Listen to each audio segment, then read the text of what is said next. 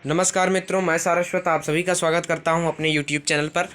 आज इस वीडियो में मैं लेकर उपस्थित हूं भारत की खोज से जो अध्याय 6 है, अंतिम दौर 1, उसमें से प्रश्नोत्तरी भाग 2। यानी इस चैप्टर से जो प्रश्नोत्तरी भाग 2 है वो इस वीडियो में हम करेंगे। यानी 5 प्रश्नों की श्रृंखला है ये, और अभी तक हमने जो है 5 प्रश्न पार्ट 1 में किए थे। यानी भाग 1 में 5 प्रश्न कर लिए हैं, जिसमें कि राजा राम मोहन राय, स्वामी दयानंद सरस्वती आदि का परिचय था तथा विवेकानंद जी की शिक्षाएं थी। लेकिन इस वीडियो में हम भी कुछ और भी परिचय हैं लोगों के, उनको देखेंगे, क्योंकि ये अंतिम दौर है कि इतिहास का।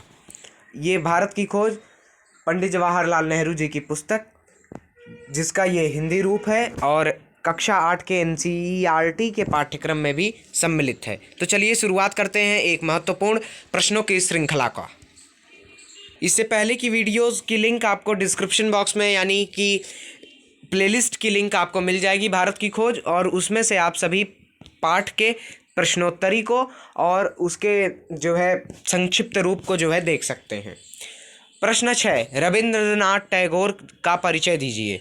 रविंद्रनाथ टैगोर ने सुधारवादी आंदोलनों में बढ़ चढ़कर भाग लिया। यानी जो सुधारवादी आंदोलन लोगों द्वारा चलाए गए थे उसमें रविंद्रनाथ टैगोर जी ने बहुत बढ़ चढ़कर भाग लिया।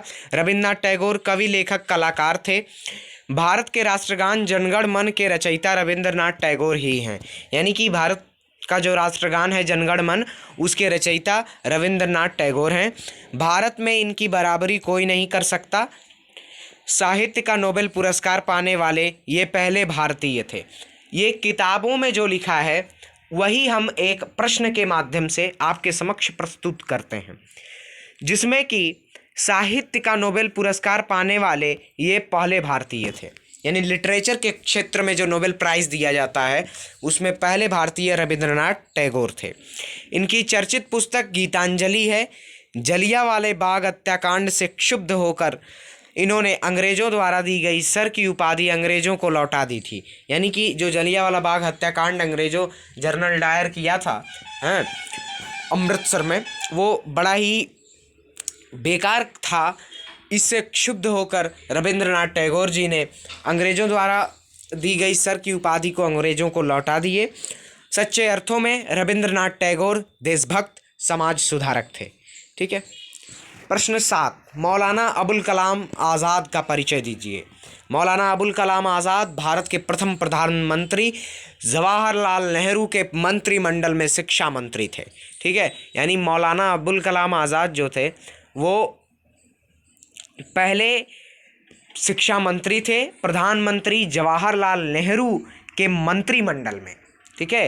प्रथम शिक्षा मंत्री मौलाना अबुल कलाम आज़ाद जवाहरलाल नेहरू के समय मंत्रिमंडल में थे। वे स्वतंत्र भारत के प्रथम शिक्षा मंत्री थे। वे अंग्रेजी भाषा, विज्ञान और तकनीकी शिक्षा के प्रबल समर्थक थे। अंग्रेजी भाषा, विज्ञान, इंग्लिश लैंग्वेज, साइंस और टेक्नोलॉजी की जो एजुकेशन है उसके प्रबल समर्थक थे।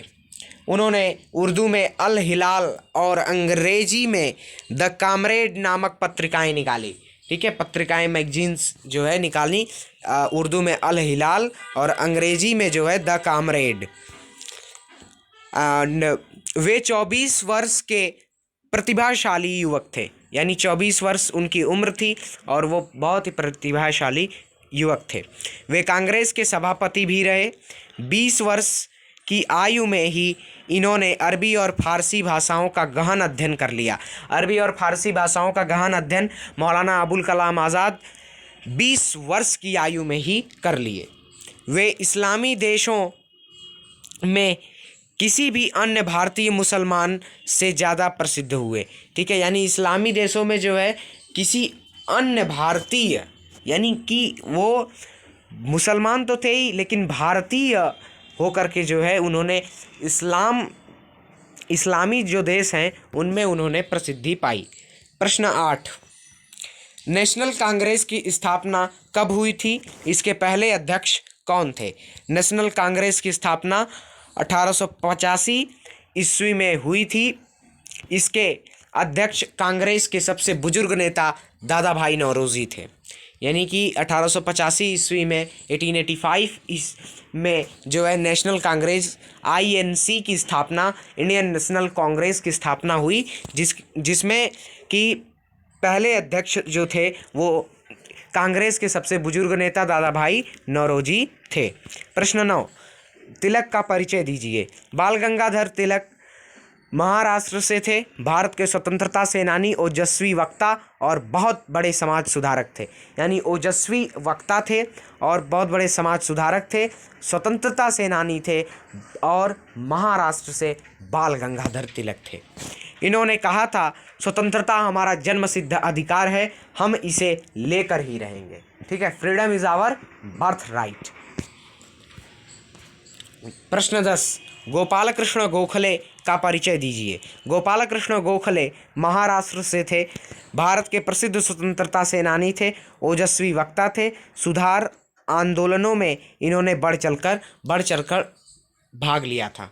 ठीक है, बढ़ चढ़कर भाग लिया था गोपाल कृष्ण गोखले ने सुधारवादी आंदोलनों में।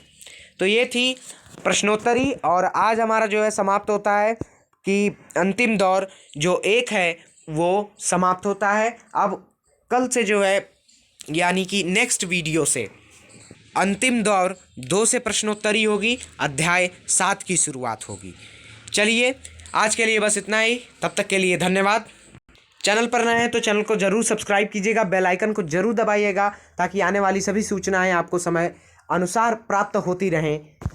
और अपने इस वीडियो को जो लोग ज़रूरी हैं जिनके लिए ये वीडियो, उसको ज़रूर शेयर कीजिएगा।